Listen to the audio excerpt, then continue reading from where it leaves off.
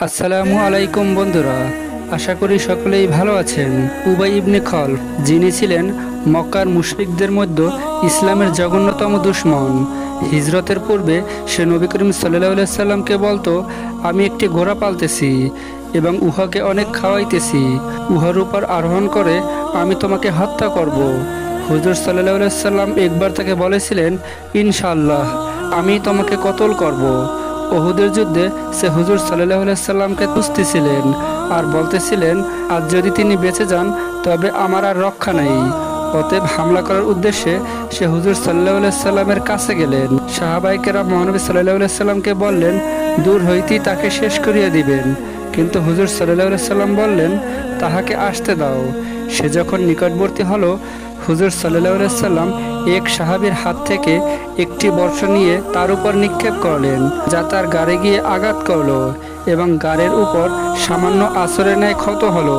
এই সামান্য আঘাতেই সে ঘোড়া থেকে নিচে পড়ে গেল, দ্রুত ছুটে আপন দলের নিকট পৌঁছে গেল এবং চিৎকার করে বলতে লাগলো, আল্লাহর কসম, মুহাম্মদ সাল্লাল্লাহু আলাইহি সাল্লাম আমাকে কতল করে দিয়েছে। দলের কাফেররা তাকে সান্ত্বনা দিয়ে বলল, সামান্য আছর লেগেছে, চিন্তার কোনো কারণ নেই। কিন্তু সে বলতেছে যে মুহাম্মদ সাল্লাল্লাহু আলাইহি সাল্লাম মক্কায় আমাকে বলেছিল আমি তোমাকে কতল করব।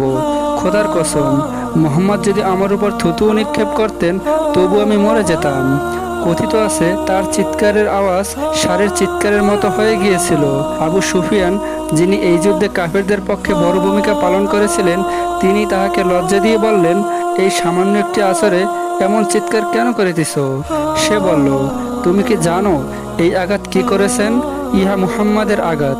এই আঘাতে আমার যে পরিমাণ কষ্ট হচ্ছে, লাত ও উজ্জার কসম করিয়া বলিতেছি, উহা যদি সমগ্র হিজাজবাসীগণকে ভাগ করে দেওয়া হয় তবে সকলেই ধ্বংস হয়ে যাবে। এখানে উল্লেখ্য যে লাত ও ইজ্জাব হলো দুইটি প্রসিদ্ধ মূর্তির নাম। মুহাম্মদ যখন আমাকে কতল করবার কথা বলেছে, তখনই আমি বুঝে নিয়েছিলাম যে অবশ্যই আমি তার হাতে নিহত হব। রেহাই পাওয়ার আর কোনো উপায় নেই। আমাকে কতল করার কথা বলবার পর তিনি যদি আমার উপর থুথু নিক্ষেপ করতেন তবু আমি মরে যেতাম। অবশ্যই মক্কায় পৌঁছার একদিন পূর্বে পথের মধ্যেই সে মারা গেল। উপরোক্ত ঘটনায় মুসলমানদের জন্য একটি অত্যন্ত লজ্জা ও শিক্ষার বিষয় এই যে, একজন পাক্কা কাফের ও ইসলামের গুরুতর শত্রু হওয়া সত্ত্বেও হুজুর সাল্লাল্লাহু আলাইহি সাল্লামের বাণী সত্য হওয়ার ব্যাপারে কি পরিমাণ দৃঢ় ইয়াকিন ও বিশ্বাস ছিল যে তার হাতে নিহত হওয়ার ব্যাপারে বিন্দুমাত্র সন্দেহ ছিল না।